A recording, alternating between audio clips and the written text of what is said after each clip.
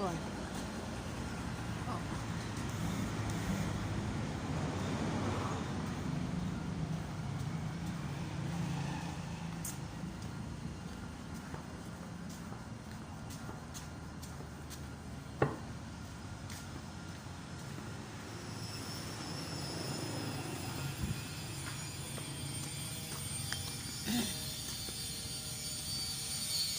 สมทบกันนะ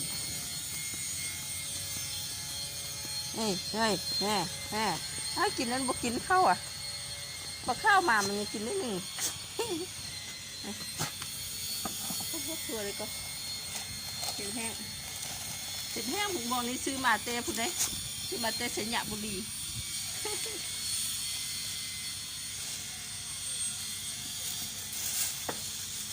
เ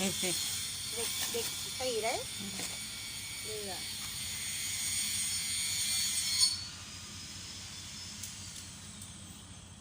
อันนั้นต่ำเอาเนาะ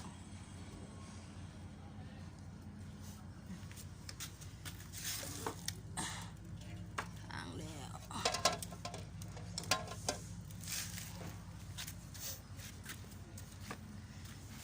น้าหน่อยก็เฝ้าอยู่มันหอมเหรอเด็กตีน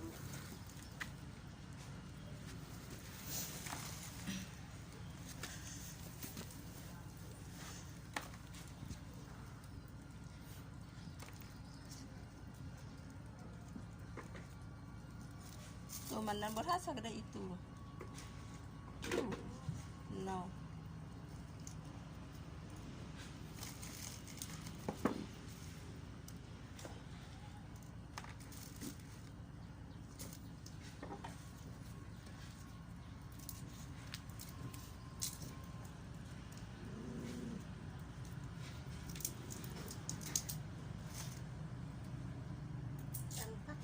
พักเมียนเพื่อนเมื่อยซ้ายจะมีจะว่าเมื่อวานแกงนอกที่เดี๋ยวจะไปน่ะแกงนอกหม้อนึงคุณอาจจะไปหุ้นมาโทรหาเราลังลูกเราขาเวียดเข้ากับกินเราน่ะมันก็เพิ่งกินจ้ะค่ะจริงดิโอ้มันก็ห้องก็กินแกงนอกฮะเข้าห้องก็กินเบียร์ไปสิน่ะ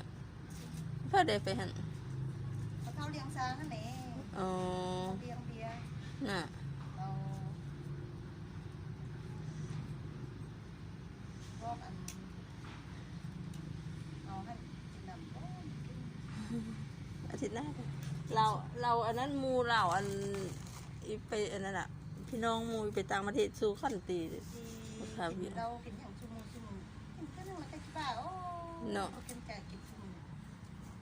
แต่ถ้าบ่เมาข้างขึ้นบ่มาตื่นมาได้เราก็มองข้างก็ขึ้นเบาเลยมีแฟนทันทีขึ้นสอสาวล้านมุนปุมุนปะเห็นเบี้ยมาเห็นเบี้ยไม่พอก่อนเบี้ยไม่พอเอาเงินซื้อเสื้อกันหนาวสันหนาวเนาะเย็นเลยเริ่มเย็นแล้วเริ่มหนาวแล้วเจ้าเงินในพอเสื้อกันหนาวไปใครให้มาตัว70,000ตัวนี้น่ะตัวเยาว์นี่ค่ะหอกตัวนั่งอย่างขวบเป็นอันนี้ก็70เนาะก็เอาจะที่50เนาะเราเคยออกวันนั้นเราอย่ามาลักกินอยู่นี่เสียบติว่าจะเห็ดเสียบก็อันเอาสุกยิงนำเป็นลูกข้างสักหน่อยนี่น่ะคบแม่ป้าทบกันแล้วยิงแค่ลูกซึ้งเอาสุกยิงเราโปะกันเรามองเป็นลูกข้างไปบ้องซื้อมะเขือมาดิบ้องซื้อมะเขืออันค่อยบ่มีที่มะเขือข้ามมาก็หมดเนาะสั่งเข้ามาว่าเราบ่เห็นเอามาก็สั่งรูนึงเห็นเขาเจ้าพูดเราบ่เห็นมาปานนี้เท่าอันน้ำอ้อยกันบ่มาอย่างแต่มะเขือเพาะอันมาแม่นแล้ววะบ่ใส่ก็เสียบใส่เราก็ใส่บ่เสียบเรียกมันจะขึ้นจมลมแน่เขาเบื่อเจ้าตัวมามันอ่ะเขาเบื่อบ่ได้เอามาเขาเบื่อไปใส่ใส่ก็ได้เนาะเอาธรรมชาติสมัครปี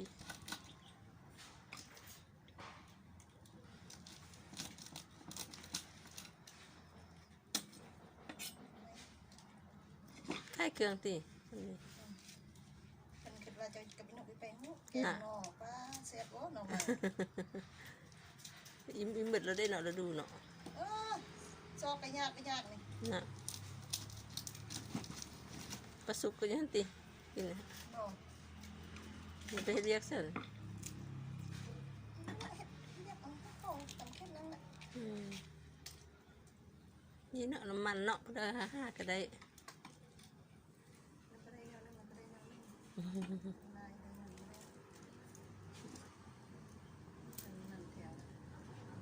มันได้มา อ๋อ เป็นป่า ได้จากตูตัวนี้ เป็นช่องโตนี่นะ น่ะไปช่องมือน่ะได้อื่นได้ตี เกียร์ โอ้ เกียร์ไปขวดตู้เย็น ไว้เห็ดออกเนาะ วันกา โอ้เส้นส้ม เสียบหนึ่ง อ๋อ แล้วพอมัน เส้นส้มเนาะ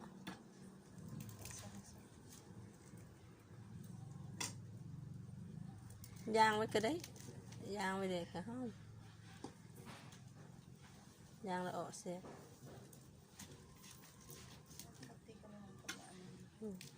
นี่ก็สู้เอายาง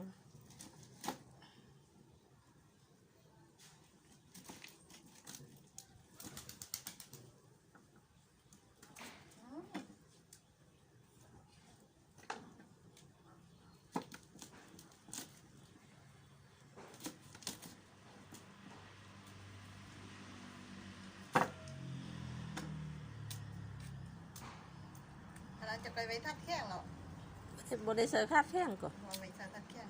เนาะ ยานมันนั่น เออ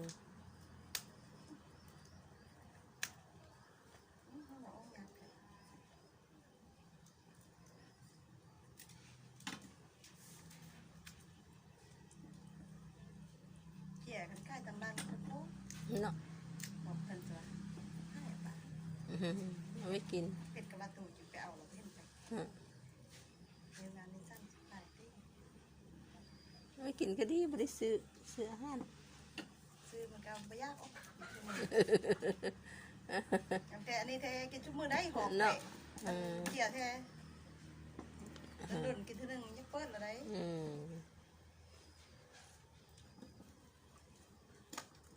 อย่างนั้นสีตัวบ่ไม่ละเป็ดตัวไม่ละจะเอามาก็มันก็กินมันสีตัวเอาเส้นส้มแซ่บหรอ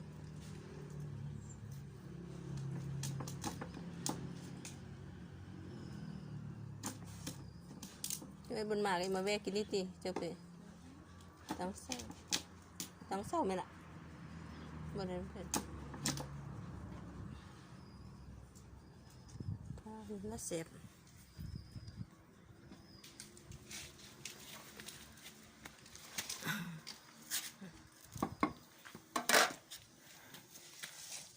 มันเป็นคนมาตำเนาะใส่ลงมาตำ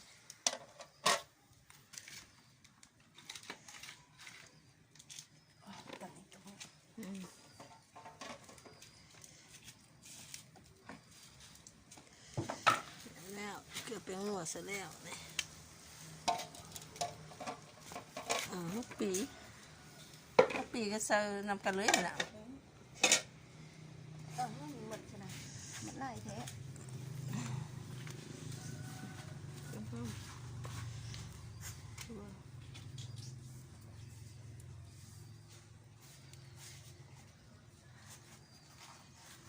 เขาคนนั้นมันจะหวานตัวละแก่แก่ น่ะ มันจะมาตั้งเรียกเหมือน เนาะมันจะตักเลียดไปเนาะ เจ้าอันนั้นเจ้าอันต้มเราจะมาบีบน้ำเหมือนว่าเราน้ำตาลหยดมันก็เป็นหัวใจ โอ้น่ะอันเอานั่นออกก่อนเอาไม่ยังก็เอาอันนายมันนี่เอานอนเอาอันดอกมันออกก่อนแต่มันคมสันบ่อนั่นน่ะเขาก็เอาคั่วเสืออันนั้นซื่อๆจิ้วน้ำปลาเนี่ยเกลือไปงัว โอเคละมักเนี่ย เออ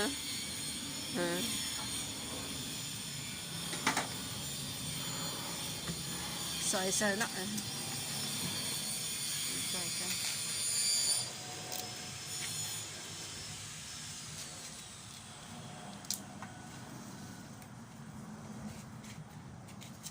ตัวนั้นเอาไว้กลับ พอตีเมื่อกี้ซาตุมะบนน้อยเนาะซา เขาทั้งหมด ใช่ไหม ปีกป่า อ๋อใช่แล้วไม่กินอะไรคนน้ำปลา น่ะมันได้ให้กินบ่ ปีนใส่ เนาะบัดได้ไปเพิ่นก่อนส่วนนางนกไปเฮ็ดซื้อไปเฮ็ดกินมีซีนป่วยฮั่นโอ้ มีปลาตัวหนึ่งตู้เย็น นี่ เราอีวันนั้นเราจะเห็ดพันอยู่แล้วกับบพันตัวโลไป อ๋อ มันบริยูแดด เอาเจ้าอาทิตย์เลย ออกไปนอกถามพวกคนไปลิ้นตี น่ะ พวกคนเครียดไปอย่างนั้นก็มีอันออกนอกเอาไปขายตัวไปลิ้น อ๋อ เพราะเรามีเงินเหมือนเราตัวเราไม่มีเงินจมเผ็ดพอจริง แล้วจะถึงนี่เอาห้องมาโปะโปะเฮ็ดออกมีเฮ็ดแซ่บเฮ้ยขวบบ่อยากแซ่บปานใดนี่บอกเป็นมักเฮ็ดแห้งหั่น เอาเผ็ดอันที่หนู เผ็ดปนกันปนกันแซ่บ จะเอาเข้าไปนี่ เออ เราไปมาเอาวันเอาเผ็ดเนาะเอาไปกินไหมโอ้ไม่ได้เรามีกินเอา สองคนหนึงเนาะบ่เท่ากับบ่กินหลายน้ำเผ็ดเนาะ ถ้าเราส้มเขาบอกกินเรากินแต่นั้นฮะ เออ เขามันลูกกินแม่ เออ ไปแล้วนอนแล้ว น่ะนอนแต่เว้นเนาะน่าแซ่บ แล้ว ตักน้ำเตรียมมากินข้าวหรือมาเนี่ย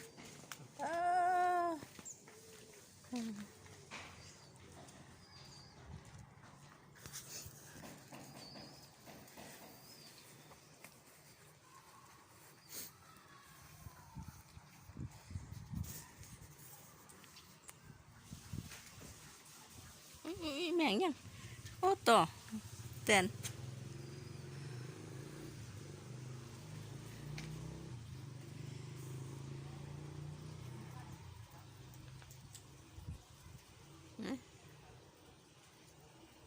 จะมากินข้าวแล้วโอ้นี่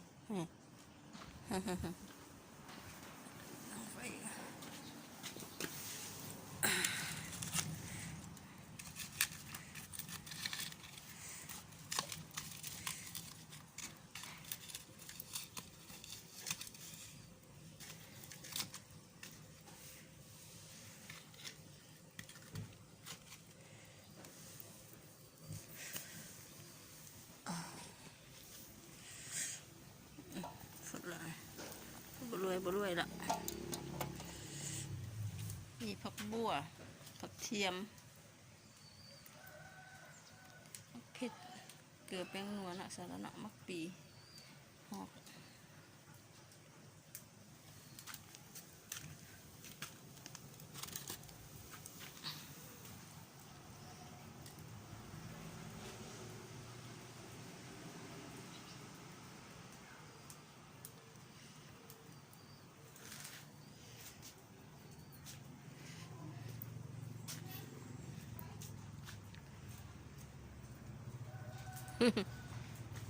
นี่มาตัวใหญ่ไปอยู่พุ่นนี่โลพุ่นตึมมาตัวใหญ่ เข้ามันกระหม่าเนี่ย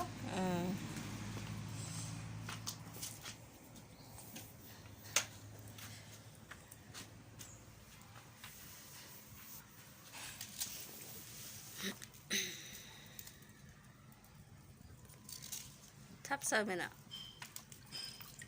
หักเซอร์สิ อยู่ดีเด็กเอ้ย หักเซอร์เเตรียมมากินข้าว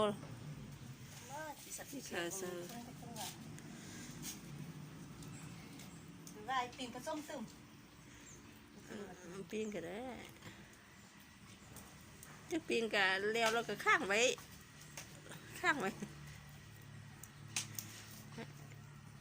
ปุกกี้เอามาให้หนึ่งบริกินมาให้อาเคน3 อันอาเคนมาพามืออื่นพาไปก็พญาตเจ้าก็ค่อยไปเซ็กเดี๋ยวที่19กายมาแล้วนี่ไป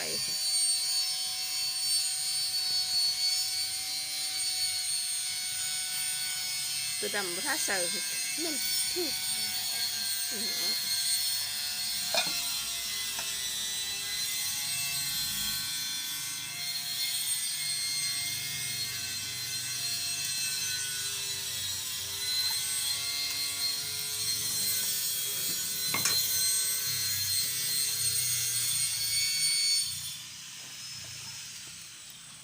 ชงยามไปตลาด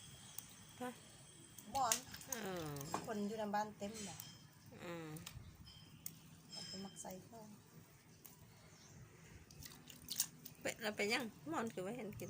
ไปชงยามไปตลาดผู้ซี่ โอ้ไปยังซื้อ จะเอากินที่ อืม เข้าสิดำสิเข้าสิโล อืมแล้วก็แข็งแห้งเนาะ ฝืนในสักเอาซีด น่ะ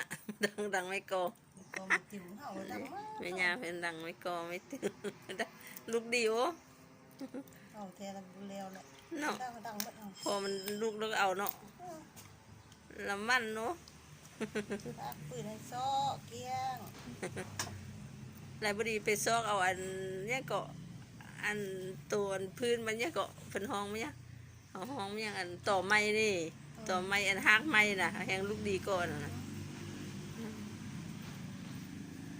โอ้ชื่อดังปืนสักอุ้ยมันมีทานได้ อืม มีชิปเป็นไล่กับมีกลมเราเถอะ อันนั้นลูกดีอยู่เนาะ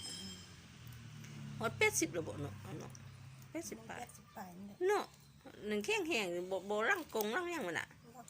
ปลานี่ยังรังกงก็ กงได้ไม่เท่าอันนี้เราจอย ได้ไม่เท่ารังกงปลาซี่กับกง เราจอย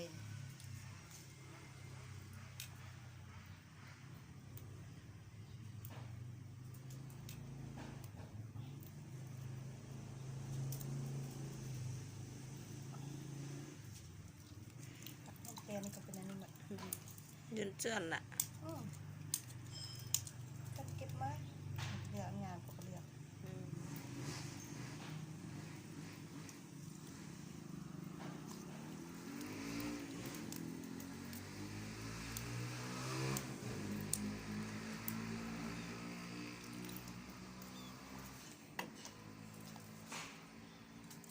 มันว่าสิมันก็ได้มาเรียงเดียมแกงนอเดี๋ยวเจ้าจะไป อันนั้นนังราคาเวียกก็เว้าเต็มต้นอืม มันจันมันนั่นตัวซอผักได้ค่อยเอาผักแบบ เนาะ บางทีมันซ่องเมื่อยก็ผักไม่นึ่งประมาณตึ้งเดียวมือซ่องมือดังนี้หนาวแด่ แม่นละว่าเย็น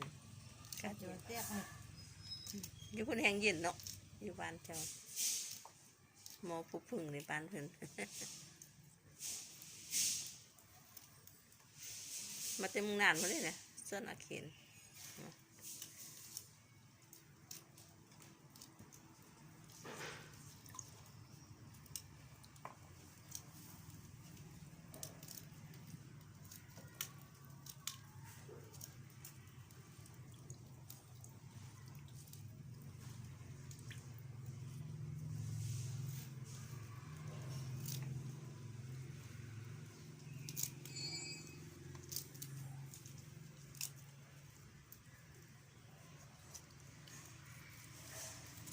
อันนั้นบ่ค่ายตีอันนั้นน่ะปลาตอดบ่ค่ายอ่ะ ใช่ค่ะ ค่ายเครื่องนี่ เราบุกใกล้ที่เขาเราว่าเขาเห็ดประตูแล้วก่อนเราว่าก้นเครื่องก้นไปก้นมา มันยากเนาะ มาเข้าเห็นเขาต่อออกหน้าบ้านนี่ อ๋อ ก็เอาเด็กมาจวดมัน บนดังคักละว่าในนั้นน่ะบนดังนี่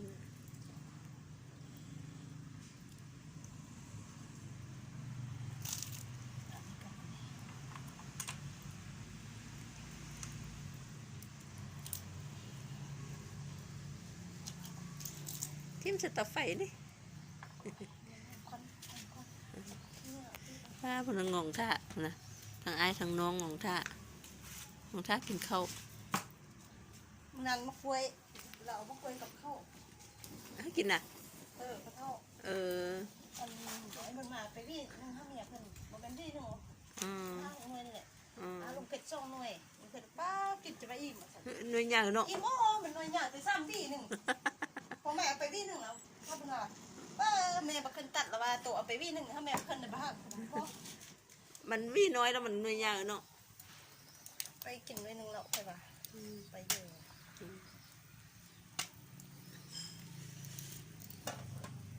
เตรียมตำฮะ ยายก็ต้อง โอ้ค่าน้ำอ่ะไปจ่ายค่าน้ำก่อนบัดเดียวเสร็จเวลานอนแดดดีขนาดบ้าจ่ายค่าน้ำ